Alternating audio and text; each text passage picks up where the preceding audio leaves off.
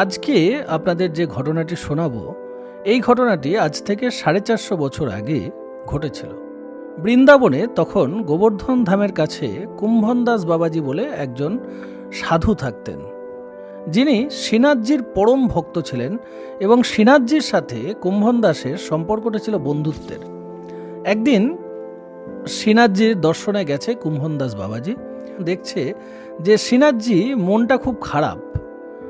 তো প্রভুকে জিজ্ঞাসা করেছে কুম্ভনদাস যে প্রভু কি হয়েছে। শ্রীনাথজি বলেছে যে আমরা মায়ের কাছে যেরকম আমি চুরি করতাম সেরকম আমি অনেকদিন মাখন চুরি করে খাইনি। তো কুম্ভনদাস বলছে প্রভু এ তো কলিযুগ, আপনি তো দাপর যুগে মাখন চুরি মায়ের কাছে করতেন, গোপীরা ভালোবেসে আপনাকে মাখন খাওয়া তো ঠিক ছিল, কিন্তু এই কলিযুগে মাখন চুরি করে খেতে গেলে তো মার খেতে হবে।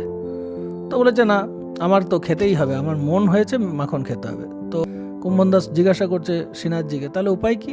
তো বলছে যে এক গোপী আছে যে প্রতিদিন মাখন বানায় বাড়িতে, নিয়ে এসে প্রলুব্ধ করে আমাকে, তুমি এসে মাখন খেয়ে যাও। তো ওই গোপীর বাড়িতেই আমরা চুরি করব। তো দুজন মিলে একটা তারিখ ঠিক করেছে যে এই তারিখে গোপী থাকবে না, তাহলে আমরা ওই সময়ে গিয়ে চুরি করব। কুম্ভনদাস বাবাজি আর শ্রীনাথজি দুজনে মিলে গেছে সেই গোপীর বাড়িতে চুরি করতে গিয়ে মাখন যখন খাচ্ছে সেই সময় হঠাৎ করেই সেই গোপী এবং পরিবারের লোকজন তারা চলে আসে। তার পরিবারের লোকজন চলে আসাতে ধরা পড়ে যায় কুম্ভন বাবাজি। রাতের অন্ধকারে কুম্ভন দাসজিকেই খুব মারধর করে।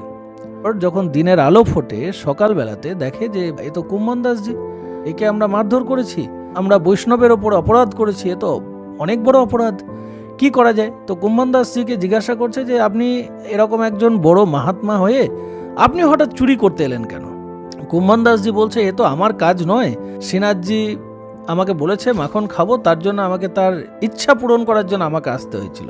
তখন সবাই মিলে গিয়ে দেখছে যে মন্দিরে শ্রীনাথজির মুখে বেশ কিছুটা মাখন লেগে রয়েছে, আর সবাই সেই গোপী এবং কুম্ভনদাস বাবাজির জয় জয়কার দিতে লাগলো। কলিযুগেও ভগবান লীলা করেন, আমাদের শুধু সেই চোখ আর সেই বিশ্বাসটা থাকতে হবে।